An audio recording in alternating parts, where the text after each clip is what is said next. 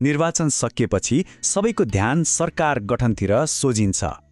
आखिर नयाँ सरकार बन्ने कसरी हो त?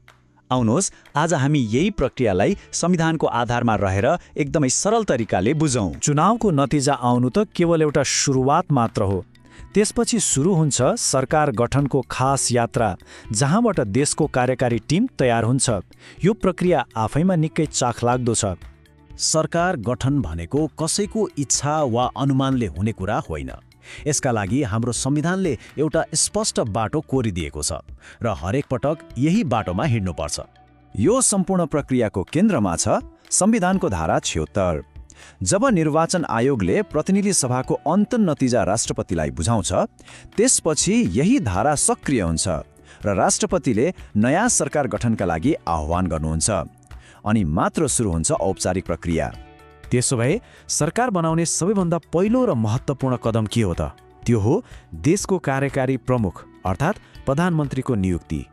प्रधानमन्त्री बन्नका लागि एउटै योग्यता चाहिन्छ, त्यो हो प्रतिनिधि सभामा बहुमतको समर्थन। चाहे कुनै एउटै दलले बहुमत ल्याओस् वा धेरै दलहरू मिलेर बहुमत जुटाउन्, जसले बहुमत देखाउन सक्छ राष्ट्रपतिले उसैलाई प्रधानमन्त्री नियुक्त गर्नुहुन्छ।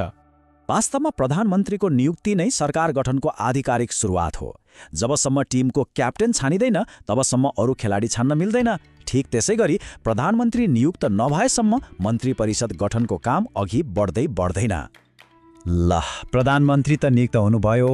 अब उहाँको टिम अर्थात् मन्त्री परिषद चाहिँ कसरी बन्छ त? अबको हाम्रो चर्चा यसैमा केन्द्रित रहनेछ। यसको प्रक्रिया पनि एकदमै स्पष्ट छ। प्रधानमन्त्रीले आफ्नो टिमका लागि मन्त्रीहरूको नाम छान्नुहुन्छ र त्यो सूची राष्ट्रपति समक्ष सिफारिस गर्नुहुन्छ। सामान्यतया मन्त्री बन्ने व्यक्तिहरू संसदकै सदस्य हुनुपर्छन् र अन्त्यमा राष्ट्रपतिले तिनै सिफारिस गरिएका व्यक्तिहरूलाई मन्त्री पदमा औपचारिक रूपमा नियुक्त गर्नुहुन्छ। यहाँ एउटा कुरा के बुझ्नुपर्छ भने देश चलाउने सम्पूर्ण कार्यकारी अधिकार प्रधानमन्त्री एक्लैमा हुँदैन। खासमा यो शक्ति प्रधानमन्त्रीको नेतृत्वमा रहेको पुरै मन्त्री परिषदमा हुन्छ। त्यसैले यो टिम नै देशको सबैभन्दा शक्तिशाली कार्यकारी निकाय हो। अब प्रश्न उठ्छ, मन्त्रीहरू कतिजना बनाउन पाइन्छ त? अनि यसको संरचना कस्तो हुनुपर्छ?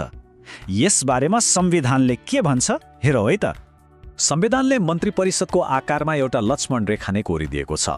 प्रधानमन्त्री सहित जम्मा 25 जना। यस्तो सीमा राख्नुको कारण हो सरकारलाई ठूलो र भद्दा हुन नदिने, छरितो बनाउने र राज्यको खर्च पनि कम गर्ने। संख्याको यो सीमासँगै संविधानले अर्को एउटा महत्त्वपूर्ण अपेक्षा पनि राखेको छ। त्यो हो समावेशिता।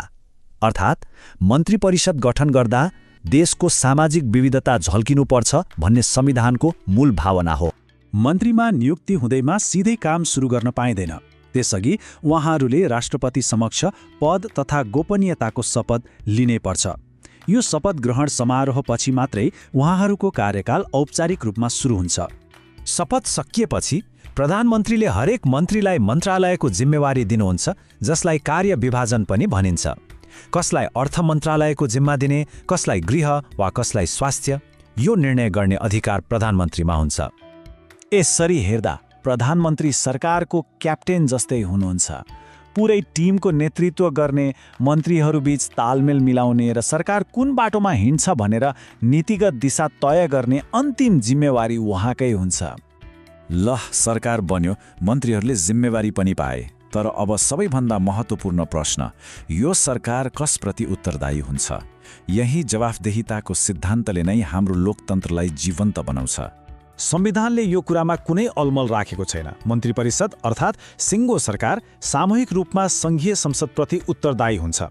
कुनै एक मन्त्री मात्र होइन, पुरै सरकारले नै संसदलाई जवाब दिनुपर्छ। यो सामूहिक उत्तरदायित्वको अर्थ के हो भने कुनै एक मन्त्रीको निर्णयको जिम्मेवारी पुरै सरकारले लिन्छ। सरकारले संसदको विश्वास कायम राखेसम्म काम गर्छ, तर जब विश्वास गुमाउँछ सरकारै रहँदैन। सफलता र असफलताको भागीदार पुरै टिम हुन्छ। र अन्त्यमा संसदप्रति उत्तरदायी हुनु भनेको सिधै जनताप्रति उत्तरदायी हुनु हो। किनभने संसद भनेकै जनताले चुनेर पठाएका प्रतिनिधिहरूको सर्वोच्च थलो हो। यही व्यवस्थाले सरकारलाई आफू खुसी चल्नबाट रोक्छ र जनताप्रति जवाफदेही बनाइरहन्छ। त्यसो भए यो सम्पूर्ण प्रक्रियालाई सारमा भन्दा पहिलो चरणमा प्रधानमन्त्री नियुक्त हुन्छन्, दोस्रोमा मन्त्रीहरूको नियुक्ति हुन्छ, तेस्रोमा शपथ ग्रहण र मन्त्रालयको जिम्मेवारी बाँडफाँड हुन्छ र चौथो तथा सबैभन्दा महत्त्वपूर्ण सरकार संसदप्रति पूर्ण उत्तरदायी हुन्छ। हाम्रो संवैधानिक प्रक्रियाको मूल यात्रा यही हो। यो भिडियो रिनमेन नेपालले कम्पाइल गरेको हो। हामीले सुरु गरेका छौँ डिजिटली, इकोनोमिकली र सोशली विश्वस्तरीय नेपालको पुनःकल्पना र पुनर्निर्माण गर्ने अभियान। हामीसँग जोडिन नबिर्सनुहोला। धन्यवाद।